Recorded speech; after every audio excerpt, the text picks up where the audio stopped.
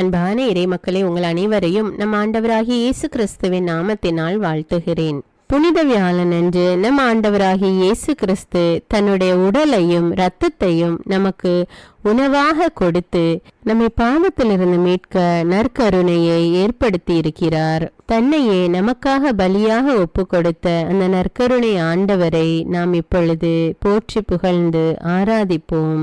நித்திய ஸ்துதிக்குரிய பரிசுத்த பரமதிவ்ய நற்கருணைக்கு சதா காலமும் ஆராதனையும் ஸ்துதியும் ஸ்தோத்திரமும் நமஸ்காரமும் உண்டாக கடவது.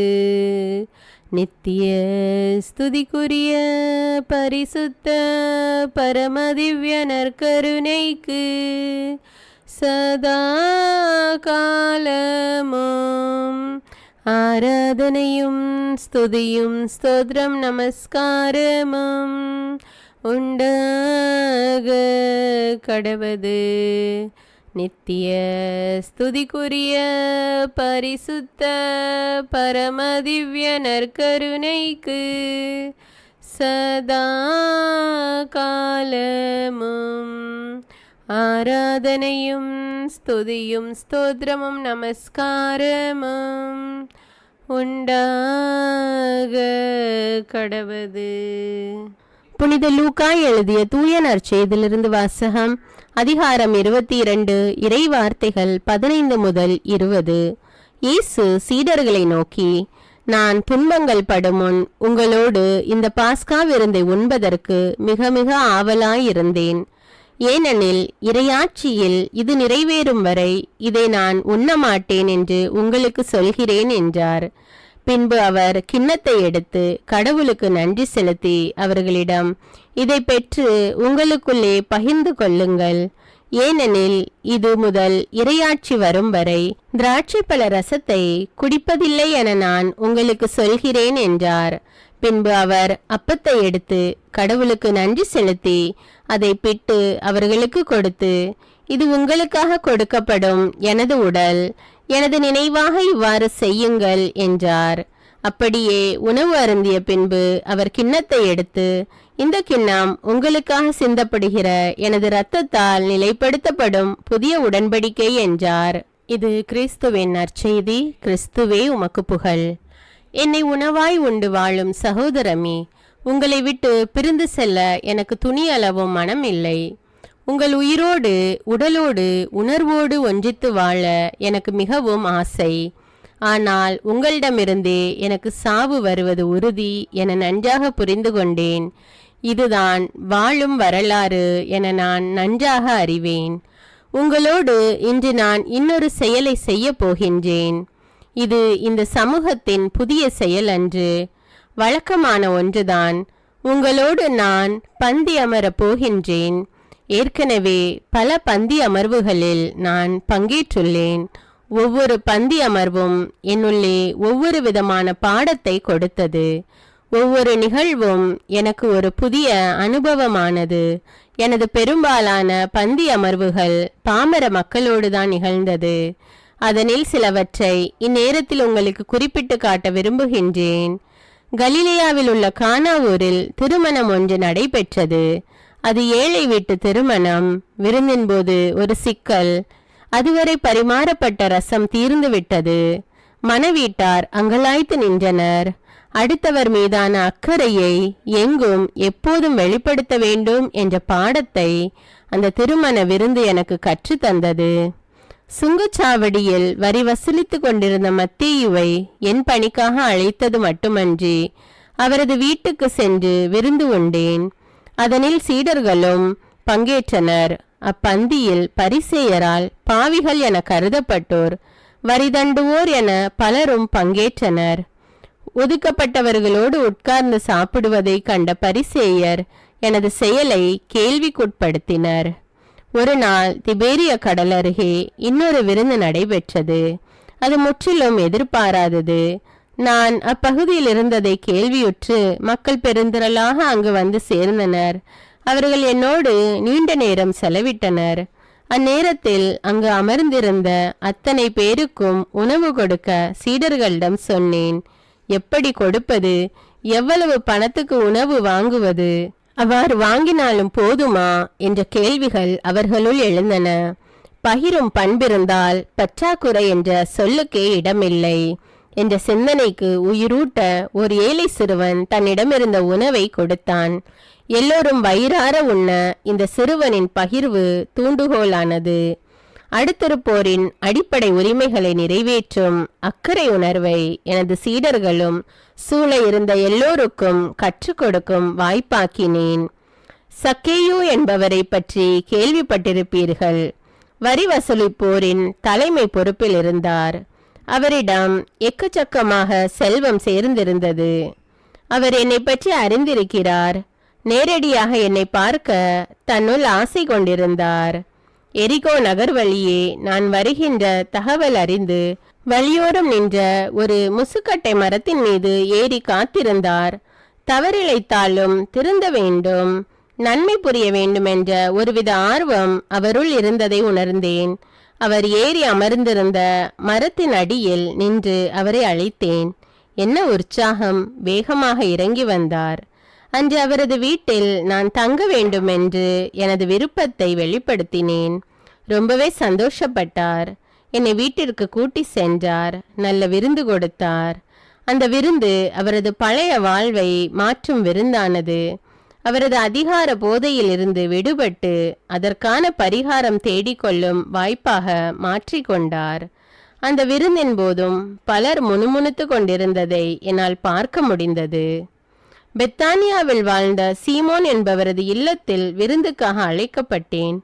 அவரது அழைப்பை ஏற்று நானும் சென்றேன். விருந்தின் போது லாசரின் சகோதரி மரியா அங்கு வந்தார். தான் கொண்டு வந்த விலை உயர்ந்த நறுமண தைல படிக சிமிலை திறந்து என் தலை மீதும் காலடியிலும் ஊற்றினார். என் காலடி அமர்ந்து தமது கூந்தலால் துடைத்தார். இதனை என்னோடிருந்த சீடர்கள் கூட எதிர்த்தனர். விருந்து என்பது வெறுமனே உணவு பரிமாற்றம் அல்ல, அது உள்ளத்திலிருந்து ஊற்றெடுக்கும் உறவு பகிர்வு என எனது சீடர்களுக்கே தெரியவில்லை. என் நல்ல நண்பர்களே, இந்த பந்தி அமர்வு ஏற்கனவே நான் பங்கேற்ற விருந்துகள் தந்த பாடங்களின் விடைகளாகட்டும். எனது பந்தி அமர்வில் உணவு மட்டும் பகிரப்படவில்லை, மாறாக எனது உயிர் பரிமாறப்படுகிறது. ஏனெனில் இங்கு நான் என்னையே அப்பரச வடிவில் உணவாக்குகின்றேன். இப்போது நிகழ்வாகும் பந்தி இந்த நேர பசிக்கானது மட்டுமல்ல, எல்லா மக்களின் வாழ்வுக்குமானது. ஒவ்வொரு வேளை உணவும் பகிரப்பட்டுதான் உண்ணப்பட வேண்டும் என என் சீடர்கள் வழியாக நிர்பந்திக்கிறேன். என்னை உண்ணும்போது பழிவாங்கல், பகை உணர்வு, ஆணவத்தனம், ஏமாற்று, பொய்மை போன்ற இழி மனநிலைகள் இதயத்துக்குள் இருந்தால் அதனை அகற்றிக்கொள்க. எனது விருந்தில் எல்லோரும் சமம் என்ற சரிநிகர் உணர்வு மேலோங்கட்டும். இந்த உணவு பரிமாற்றம் தியாகத்தின் அடையாளமாகட்டும். எனது உணவின் போது உயர்ந்தோர் தாழ்ந்தோர் என்ற பாகுபாட்டு சிந்தனைக்கே இடமில்லை. மானிட நட்புறவு சிறப்பை இந்த விருந்து வலியுறுத்தி கொண்டே இருக்கட்டும். பணிவு, பரிவு, பாசம், பகிர்வுக்கு என் உயிருள்ள இந்த உணவு எடுத்துக்காட்டாக நினைவு கூறப்படட்டும். மனிதம் வளர்க்கும் ஒவ்வொரு தியாகமிக்க பணிவிடை செயல்பாடும் என்னை நினைவூட்டும் நல்ல உணவு பகிர்வு போல அமையட்டும். இதைத்தானே நீங்கள் நற்கருணை என பெயரிட்டுள்ளீர்கள். எப்போதெல்லாம் பாசம் கலந்த பகிர்வு நிகழ்வாகிறதோ, எப்போதெல்லாம் பணிவு நிறைந்த பணிகள் நிறைவேறுகிறதோ, எப்போதெல்லாம் தியாகம் செறிந்த உழைப்பு உருவேறுகிறதோ, எப்போதெல்லாம் சமத்துவமிக்க பார்வை நிலையாகிறதோ, எப்போதெல்லாம் உண்மை கொண்ட பகிர்வு செயலாகிறதோ, எப்போதெல்லாம் அக்கறை மிக்க அணுகுமுறை பணியாகிறதோ, எப்போதெல்லாம் உயிர் காக்க உதிரம் தானமாகிறதோ, எப்போதெல்லாம் நிபந்தனையற்ற உறவு பரிமாறப்படுகிறதோ, அப்போதெல்லாம் என் பெயரால் நீங்கள் கொண்டாடும் நற்கருணை விருந்து அர்த்தமானது, இல்லையேல் அது அபத்தமானது. இயேசுவின் வார்த்தை ஒளியில் சில நிமிடங்கள் அமைதியாக தியானிப்போம். திருப்பாடல் வழியாக தியானிப்போம். உங்கள் பதில்: ஆண்டவரே, என் உயிரை காத்தருளும். அவரை நான் மன்றாடிய நாளில் எனக்கு அவர் செவி சாய்த்தார். ஆண்டவரே, என் உயிரை காத்தருளும். சாவின் கயிறுகள் என்னை பிணித்து கொண்டன, பாதாளத்தின் துன்பங்கள் என்னை பற்றி கொண்டன, துன்பமும் துயரமும் என்னை ஆட்கொண்டன. ஆண்டவரே, என் உயிரை காத்தருளும். நான் ஆண்டவரது பெயரை தொழுதேன். ஆண்டவரே, என் உயிரை காத்தருளும் என்று கெஞ்சினேன். ஆண்டவரே, என் உயிரை காத்தருளும். ஆண்டவர் அருளும் நீதியும் கொண்டவர், நம் கடவுள் இரக்கமுள்ளவர். ஆண்டவரே, என் உயிரை காத்தருளும். எளிய மனத்தோரை ஆண்டவர் பாதுகாக்கின்றார். நான் தாழ்த்தப்பட்ட போது எனக்கு மீட்பளித்தார். ஆண்டவரே, என் உயிரை காத்தருளும். என் நெஞ்சே, நீ மீண்டும் அமைதி கொள், ஏனெனில் ஆண்டவர் உனக்கு நன்மை செய்தார். ஆண்டவரே, என் உயிரை காத்தருளும். என் உயிரை சாவினின்று விடுவித்தார். என் கண் கலங்காதபடியும் என் கால் இடராதபடியும் செய்தார். ஆண்டவரே, என் உயிரை காத்தருளும். உயிர் வாழ்வோர் நாட்டில் நான் ஆண்டவர் திருமுன் வாழ்ந்திடுவேன். ஆண்டவரே, என் உயிரை காத்தருளும். மிகவும் துன்புறுகிறேன் என்று சொன்னபோதும் நான் நம்பிக்கையோடு இருந்தேன். ஆண்டவரே, என் உயிரை காத்தருளும். எந்த மனிதரையும் நம்பலாகாது என்று என் மனக்கலக்கத்தில் நான் சொன்னேன். ஆண்டவரே, என் உயிரை காத்தருளும். ஆண்டவர் எனக்கு செய்த எல்லா நன்மைகளுக்காகவும் நான் அவருக்கு என்ன கைமாறு செய்வேன்? ஆண்டவரே, என் உயிரை காத்தருளும். மீட்பின் கிண்ணத்தை கையில் எடுத்து ஆண்டவரது பெயரை தொழுவேன்.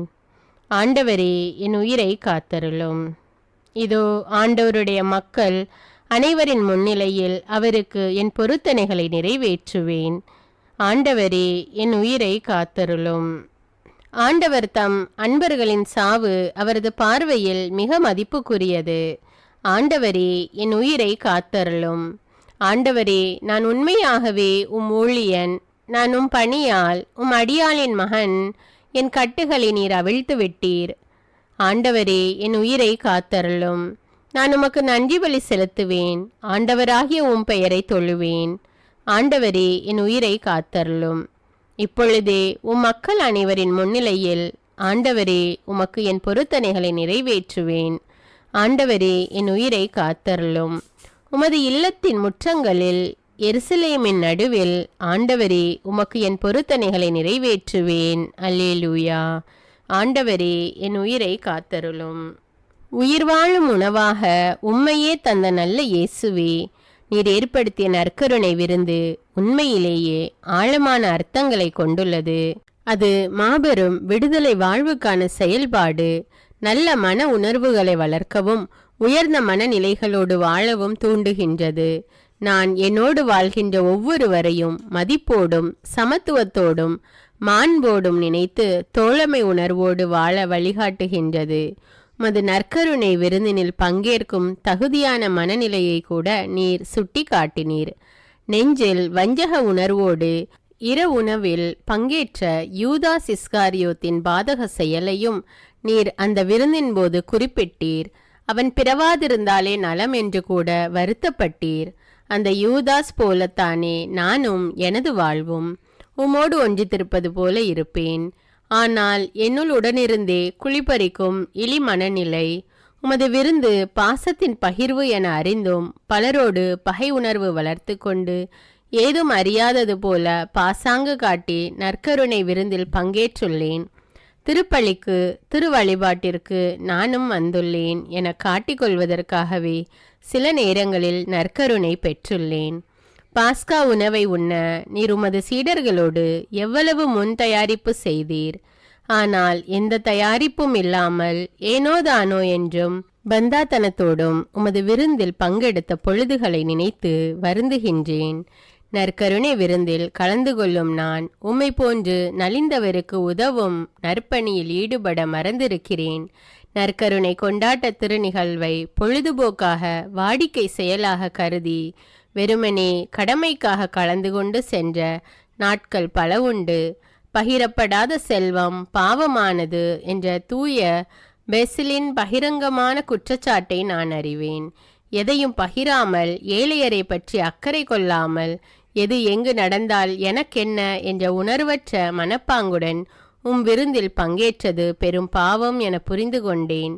மணிக்கணக்கில் கணினி, விரும்பும் நேரமெல்லாம் விளையாட்டு, பொழுதை போக்கும் நோக்கோடு டிவி, டைம் பாஸ் என்ற போர்வையில் நட்பு, கூட்டங்களோடு பிறர் பற்றிய புரணி, பல முக்கிய பணிகள் கண்முன் இருந்தும் கண்டுகொள்ளாமை, சோம்பல்தனம், இன்று எங்கு சுற்றுவது, நாளை எங்கே போய் ஜாலியாக இருப்பது என இலக்கில்லா பயணங்கள், மது அருந்தினால்தான் நட்பு வட்டம் நம்மை ஏற்கும் என்ற தெளிவற்ற பார்வைகள்.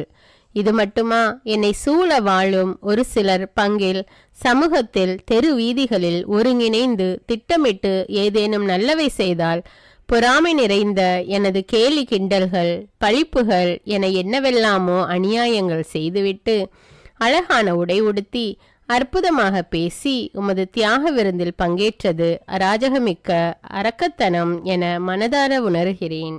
குடும்பம் ஒரு கோவில். குடும்பத்தில் வாழும் ஒவ்வொருவரும் கண்காணும் கடவுள். குடும்பத்தில் உடன் வாழ்வோரின் குறை நிறைகளை கடந்து அன்பு செலுத்துவதில்தான் குடும்ப சந்தோஷம் கூடி வாழ்கிறது. கூடி வாழ்வோரின் சிறு சிறு தவறுகளை கூட பெரிதுபடுத்தி அதை ஊரெல்லாம் ஊதி பெருக்கி மானமிழக்க செய்யும் பண்பற்ற மனநிலை என்னிலும் இருக்கிறது. என் சுயநலத்திற்காக பெற்றோர் பிள்ளைகள் உடன்பிறப்பு என்றும் பாராமல் சதியாட்டம் போடும் பேயெண்ணமும் என்னிலுண்டு. குடும்ப உறவுகளில், நலமான நட்புகளில் உமை உணராமல் வெறுமனே ஆலயத்தில் வந்து எதையெதையோ பிதற்றி கொண்டு நற்கருணை பந்தியில் வந்து நின்ற எனக்கும் யூதாசுக்கும் என்னதான் வித்தியாசம்? எல்லோரையும் சமமாக பார்த்த இயேசு சமத்துவம் உணர்த்தும் உமது விருந்தில் ஏழை பணக்காரர் என்றோ, படித்தவர் பாமரர் என்றோ, திறமைசாலி திறமையற்றவர் என்றோ, அறிவாளி கோழை என்றோ, அழகானவர் அசிங்கமானவர் என்றோ, உயர்ஜாதி தாழ்ஜாதி என்றோ, சிறியவர் பெரியவர் என்றோ, ஆண் பெண் என்றோ, நெட்டை குட்டை என்றோ, சிவப்பு கருப்பு என்றோ எந்த பாகுபாடும் இல்லை. விருந்தினில் எல்லோரும் ஒன்றே.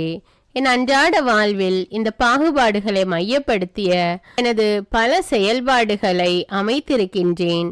பங்கு, மறைக்கல்வி, இயக்கங்கள், பக்த சபைகள், சங்கங்கள், குழுக்கள், அன்பியங்கள், பங்கு அருள்பணி பேரவை என்ற எல்லா மக்கள் பங்கேற்பு தளங்களிலும் ஆட்களை வேறுபடுத்தி பார்க்கும் கீழான மனநிலையோடு நடந்திருக்கிறேன். அவ்வாறு ஆட்களை தரம் பிரித்து பார்ப்பது உமது உயிர் உணவை சிதைப்பதற்கு ஒப்பானதல்லவா? இவைகளுக்காக இந்நேரத்தில் மனம் வருந்தி உம்மிடம் வேண்டுகின்றேன். பொது வேண்டுதல்கள். உங்களுடைய பதில்: நற்கருணையாக வாழும் வரம் தாரும் இயேசுவே. இருப்பதை இல்லாதவரோடு பகிர்ந்து நற்கருணையாக வாழும் வரம் தாரும் இயேசுவே. பாசத்தை எல்லோருக்கும் வழங்கி நற்கருணையாக வாழும் வரம் தாரும் இயேசுவே. தியாகத்தால் என்னையே கரைத்து நற்கருணையாக வாழும் வரம் தாரும் இயேசுவே. உண்மையோடு நன்மைக்காக உழைத்து நற்கருணையாக வாழும் வரம் தாரும் இயேசுவே. நீதியோடு நேர்மையில் நிலைத்து நற்கருணையாக வாழும் வரம் தாரும் இயேசுவே. பரிவோடு பணிகளில் இணைந்து நற்கருணையாக வாழும் வரம் தாரும் இயேசுவே. இரக்க செயல்பாடுகளில் ஒன்றித்து நற்கருணையாக வாழும் வரம் தாரும் இயேசுவே. சமத்துவ பார்வையை வளர்த்து நற்கருணையாக வாழும் வரம் தாரும் இயேசுவே. அடுத்தவர் மீதான அக்கறையில் வாழ்ந்து நற்கருணையாக வாழும் வரம் தாரும் இயேசுவே. பொதுமை பணிகளில் என்னையும் பிணைத்து நற்கருணையாக வாழும் வரம் தாரும் இயேசுவே. உறவை உயிர் போல காத்து நற்கருணையாக வாழும் வரம் தாரும் இயேசுவே. பிறரது உணர்வுகளை உளமாற மதித்து நற்கருணையாக வாழும் வரம் தாரும் இயேசுவே. உழைப்போர் உரிமைகளை பாதுகாத்து நற்கருணையாக வாழும் வரம் தாரும் இயேசுவே. அன்பிழந்தோருக்கு அன்பை வழங்கி நற்கருணையாக வாழும் வரம் தாரும் இயேசுவே. அறநெறிகளில் அன்றாடம் சிறந்து நற்கருணையாக வாழும் வரம் தாரும் இயேசுவே.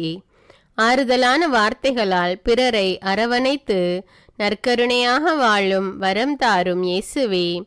புன்னகையால் பிறர் மனம் புகுந்து நற்கருணையாக வாழும் வரம் தாரும் இயேசுவே.